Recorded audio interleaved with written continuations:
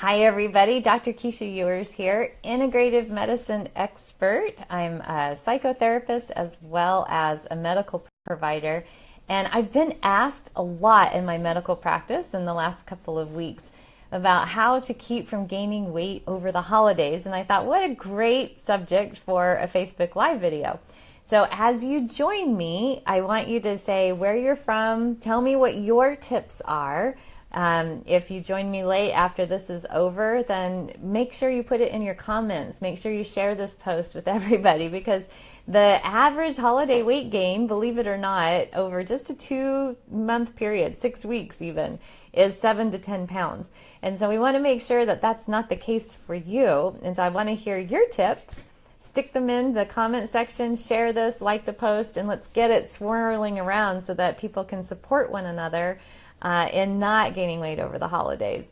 Now, this isn't about looking pretty or looking bad, from gaining weight. It's actually about your health.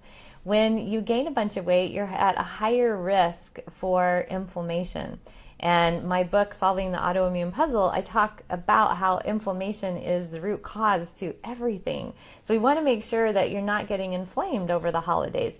Now remember also that during the holidays, the things that you're likely to be gaining weight from are alcohol and more caffeine and sugar. And when I say sugar, I don't mean necessarily the white stuff that's in your spoon, that you stir into coffee or bake with. I'm thinking about things that convert to sugar readily in your body. So that would be pastas and breads, and also cookies and cakes and holiday treats and things like that, candy. But oftentimes there are these hidden sugars that people don't understand that converts to sugar, and it is actually triggering your pancreas in the same way that just plain old granulated sugar would do. So we want to really take a look at that, and there's a higher alcohol consumption at this time of year for sure. And then there's also a higher consumption of comfort foods. Like, what are your traditional foods that you eat during the holidays? And again, I want to hear about this in your comments. I want to know what are the things that you eat over the holidays that are your family traditions, your comfort foods. Because one of the things, this is going to be tip number 1 for how to not gain weight over the holidays. Okay, so here we go, we're getting started. One of the things that I did a few years ago, because anyone that's listening to me, you may or may not know, I had rheumatoid arthritis about 22 years ago and reversed it within 6 months. And so I haven't had any autoimmunity since then. And one of the things that I learned to do is to take those foods that were our favorites. For a while, I took them completely out of our diet because I thought, oh gosh, these things are causing trouble. And so we just completely threw them out of our menu. But then as the years went on, it became more readily available to get things that you could substitute with, which is just fantastic. So for example, Yacon syrup, Y-A-C-O-N syrup, is a great substitute for molasses. And instead of having a glycemic index of 50 or 60, it has a glycemic index of 1, which if you understand, hi Deborah, if you understand glycemic index, what that means is it's the hit that your body takes from the sugar. And so we want to make sure our glycemic index is low so we don't gain weight, because we're not gaining fat from fat, we're gaining fat from having sugar improperly converted in our cells and not letting insulin in so that we can convert that sugar into energy, and it's being stored as fat. So sugar is a big culprit. And again, it's not the white granulated kind that is the only problem. So we want to look at things that we can use in our baking. So I can make these fantastic ginger snaps now, which I just love ginger snaps. And instead of using blackstrap molasses, then I can use Yacon syrup. And again, it's just a glycemic index of 1, so it's perfect. Another thing that I learned to do, we have these fantastic peanut butter rolls that is a family tradition for us. And I used to make them with white flour and yeast, and they would rise, and they're so good. And they had peanut butter in them instead of cinnamon. So it was peanut butter and brown sugar, and then I had a maple syrup frosting that went over the top, so they're decadent and rich. So this combination of peanut butter and maple syrup was a family favorite because I'd been making these rolls every morning for Thanksgiving and every morning for Christmas. So again, I just threw those off our menu for many, many years. And then we started understanding how to bake with things like almond flour and coconut flour. And for a while, I made buckwheat flour ones one year, and they were just sort of like hockey pucks. And this takes some time. It takes some energy. It takes some willingness to be experimental and have fun with it and be creative. So this year I made them, and they turned out really well. And you can use, it's xylitol, but there's a brand of it called Swerve that I get on Amazon. I don't like to talk about Amazon because I'm starting to think that they're taking over the world and I'm wanting to stop using Amazon, but that is where I get it right now. So they have a powdered sugar, and they have a brown sugar, and they have a granulated sugar. And it's fantastic because I can make icing now, which I hadn't made for years, and frostings with that. And you can also do other things. So there are all kinds of ways. If you put paleo in your Google search engine and say Google paleo frosting, it'll have all kinds of things in there that won't require confectioner sugar. So all kinds of ways of going about this. But this time what we did is we used the Swerve powdered sugar, confectioner sugar, which doesn't have a glycemic index at all. And that worked really, really well. And then we actually had this lovely confectioner sugar icing, which I hadn't made, again, for years and years and years. So these are ways that you can take your favorites so that you don't feel deprived of your family tradition favorites, and just make them in ways that cut your glycemic index down. And people, if you go into, again, if you go to Google and you put paleo cookies or paleo cake or whatever it is that you want to make, oftentimes paleo bloggers that make up the recipes will put maple syrup in as a substitute for sugar. Well, maple syrup has got as high of a glycemic index almost as cane sugar, so it's not a really good substitute. It's great because it has fewer inflammatory producing qualities than cane sugar does, but when you're trying to not gain weight over the holidays, maple syrup is not a good choice. So you can use other things, and those are the things I'm talking about right now. So that's the first thing, is learning how to make your favorite things in ways that will keep your carbohydrate load down. The second thing is, and I hear this from my patients all the time, well, I have trouble with going to events, right? So they go to events and they have a hard time, and they'll say, Dr. Keesha, I mean, I actually had my last patient of the day today that she said, I don't have as much control as you do. You have so much control, obviously. And I said, oh, that's so not true. I have been a sugar addict in my life, which means if you are a sugar addict, you're always a sugar addict. Alcoholics say that they're always recovering. They're not over it. And I'm going to say that about sugar too for myself. Definitely a sugar addict. And so I really do make sure that I have all kinds of different solutions around me so that when I get myself into situations, I don't get tempted. I remember one time being so mad because I travel a lot, and I got to a really nice hotel that was this medical conference was being held in, and they had this delightful, the bar that they have. I don't even care about the alcohol ever, but I care about the sugar. If I'm starving and I walk in, and then there's some fantastic gourmet, locally made dessert, I'm thinking, why do you have to put this in my room? So now what I do is I don't care about it, and I'll put that, instead of being tormented, which that day I was, and I didn't eat it, but I had to kind of stick it underneath the cupboard. So what I do is I put that away, and it's just like saying in a restaurant, don't bring the bread basket out, please. And then I carry with me now a Lily's chocolate bar. And Lily's is a brand that sweetens their chocolate with stevia. And so I take one of those. The dark chocolate salt one is my favorite one. And I'll take, if I'm going to be gone for a long time, I'll take 2 or 3 of them. And that way, if I get into a hotel and I'm thinking, oh gosh, those M&Ms look really good, because they don't anymore usually. They look like rat poison, because that's what they are. But if I start going, oh, I'm so hungry, that looks really good, then I have that with me, and I can have it. If I want chocolate, then I've got something that I can eat. Okay, so it's not that I have tons of control, it's that I have figured out these tricks and tips that I'm giving you right now.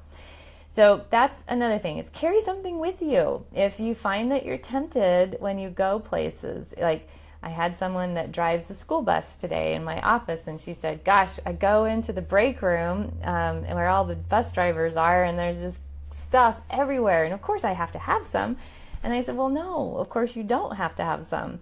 Carry something with you. And so she said chocolate eats up her stomach, so a Lily's chocolate bar with stevia is not good for her. So what she does like to do is to have hot, she uses carob instead of chocolate. So like a hot chocolate, but with carob. And so I told her how to make that with maybe a hazelnut milk and some powdered carob. And then she could use, again, another sugar substitute that's fantastic and natural is monk fruit. And it's called lohan. It's a Chinese fruit, so monk fruit or lohan. And again, on Amazon, I get the maple syrup that's made from monk fruit.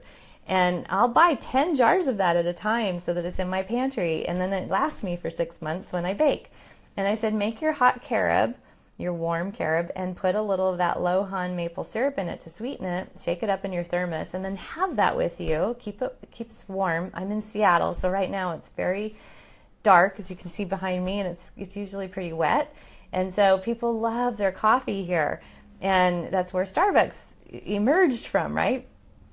So if you want to have something besides an inflammatory causing latte, then you can use like what she's doing, and she made herself some hot carob and she put it in the thermos. She can carry it around with her, and then when she goes in the break room and there's all this other stuff, she can have a little cup of that, and it's got sweet. It gives her what she wants. It's comforting to her. So now let's go to tip number 3, lattes. We'll just go right there. So people like to make pumpkin spice lattes and mocha lattes, and drink a lot of coffee at this time of year, especially where I live in the Pacific Northwest. And if you live here, you can tell why. So again, there's a fantastic coffee substitute, because coffee causes a lot of inflammation. In Ayurvedic medicine, it's very pitta aggravating. And so if you already have pitta, it's going to make you more irritable, more short-tempered, and more inflamed. So Tattvas Herbs, who in the last couple of years has helped sponsor the Women's Vitality Summit. I love Peter. He's the owner of Tattvas Herbs, and he's here locally. And he imports something called Kapomo. And Kapomo is on our website on DrKeesha.com. And it's a cousin of the coffee bean, but it doesn't have the acidity or the caffeine. It's brilliant. So it's called the Maya nut. And you brew it the same way you would coffee. And again, you can use coconut milk or coconut cream and a little of the lohan maple syrup in there. And then you can put cinnamon, or you can put dark chocolate for a mocha, or you can do a pumpkin spice, and you can put all that in the blender and make a latte. And we make them often in our clinic for our patients, and they can't tell the difference between what we make and what Starbucks makes. So that's pretty high praise. My daughter was a Starbucks barista for a long time, and she perfected it. So that's, just play with that. You know, you're just playing with some of the things that you really love and you think you can't give up, but they cause holiday weight gain. They cause weight gain, period, but when you're increasing the amount that you're doing of them, then of course you're going to gain more weight over the holidays. So these are all, you know, really important. Another one, this is number 4. When I turned 50, so I'm 52, I realized that I was entering a stage of life where you don't need to eat as much. And I thought, okay, I don't need to eat as much as I did when I was 20 and when I was bearing children and chasing my kids around a playground. Now I'm doing a lot of sitting and teaching my patients. And I'm active during the times I exercise, but I'm doing a lot more sitting than I did when I, like I said, was taking kids to the playground and on bike rides and for walks. So one of the things that you can do, and this is what I started doing last March, and I actually lost 20 pounds that I had gained over last winter without realizing it from writing a book. I got more sedentary. And during that book writing process, I gained more weight. So I started eating just between 9 and 5. And this is called popularly intermittent fasting. I don't like for you to do it intermittently if you have any thought that maybe you have adrenal fatigue or hormone balance, because it's actually really bad for you to skip breakfast and rotate this intermittent fasting so that you're going back and forth. Your body needs to have a feeling of a routine, according to Ayurveda, as a daily routine. So I get my breakfast in me usually by 9 a.m. and then I get my last bite in me usually by 5 p.m. So eating between 9 and 5. And I'm here at work right now. It is 6:20 almost Pacific time. And so I had a smoothie between my Academy for Integrative Medicine case study call, which was at 5, and my last patient, which was at 4:50. So I had 10 minutes and I went in and I crammed a whole bunch of mixed greens into the blender along with my protein powder and some powdered greens, and I whipped that up and I drank it. And that takes me, it's fast food. It takes exactly 2 minutes and another minute to drink, and there I have dinner. So, oftentimes people will think that they need a lot of calories, but you don't. You need a lot of vegetables. I like my patients to have 9 to 12 cups of vegetables a day. So I do a lot of juicing of my vegetables in the morning. And then I have a smoothie during the day, oftentimes for a meal like that, that's fast food. And then if you're on the run, it's a great way of doing it. So I always take my Vitamix with me when I travel to hotels now. And another tip is when you're on the road, because this is going to be your 5th tip, is when I'm at my, I hear this is what I hear from my patients. When I'm at my family's house, I can't control what I eat. And so I'll always say, go grocery shopping when you get there and get some mixed greens. Take protein powder with you in your suitcase and take your Vitamix. It's so simple. It's really not a hard thing to do at all.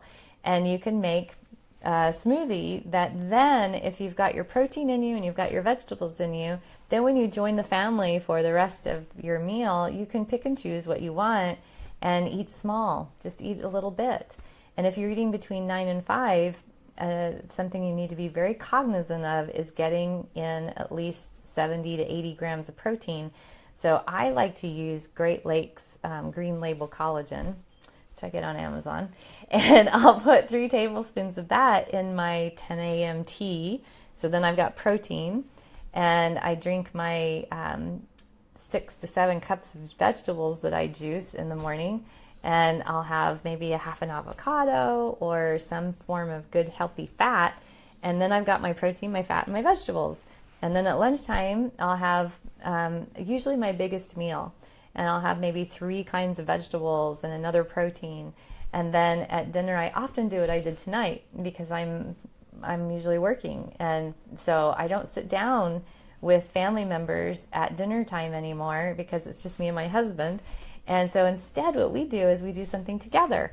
So we'll eat in our respective workplaces unless we're at home working together, and then we'll work together or we'll eat together. But we'll instead go home and then do something together instead of eating and visit with each other. So just think about it. Like, think about ways that you can fit that into your life, because that's a really good way of giving your body 16 hours to rest. Your digestive system is very overworked, and the way that I talk about this is if my office staff were to come in and just, while I'm with my patients, and just keep piling things on my desk to do, and that I have to have attention, I have to call this person back, I have to email this person while I'm sitting here with a patient, I wouldn't be very effective and I wouldn't be good at what I do. I need that time with my patient to talk and figure out the clues that they're telling me and help them with their story and create a plan that's individualized so that they can implement it. And so people aren't allowed to interrupt me during that time. Well, with your digestive system, it's the same. If you've eaten something and then you keep piling things in, like let's say you had dinner and then you sit down in front of the television and at this time of year have the caramel corn that you got from your office party or whatever it is, right? And you just keep eating in front of your computer or your television, then it's the same thing. Your digestive system isn't getting that time to really sit and figure out what it needs to do and to absorb your nutrients properly. And so what will happen? It gets stored as fat and you gain weight. So it's another reason why we gain weight during the holidays. It's because oftentimes we're going to parties that are late, and guess what? You can go to a party and you cannot eat or you can on that day that you know you're going, start your first meal at noon. Again, I don't like for people to do this regularly, and then eat at 8 o'clock and make that be your 8-hour period of time. So 8-hour window of eating is a really good way of giving your liver, giving your digestive system a nice time that they can actually do their jobs well and efficiently. In Ayurvedic medicine, there's an understanding that we have 7 different tissue layers, and each tissue layer is built from the proper digestion of the last food that you ate.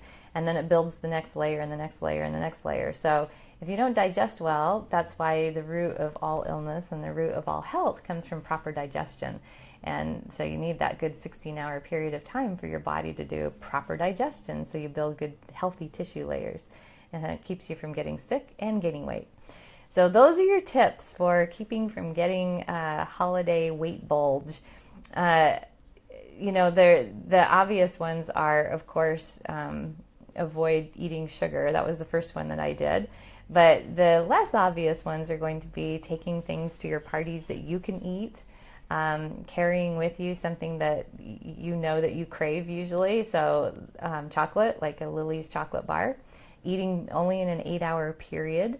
And then making the holiday favorites that you love and your family loves in a way that keeps the sugar down, and making sure that everything's really well balanced.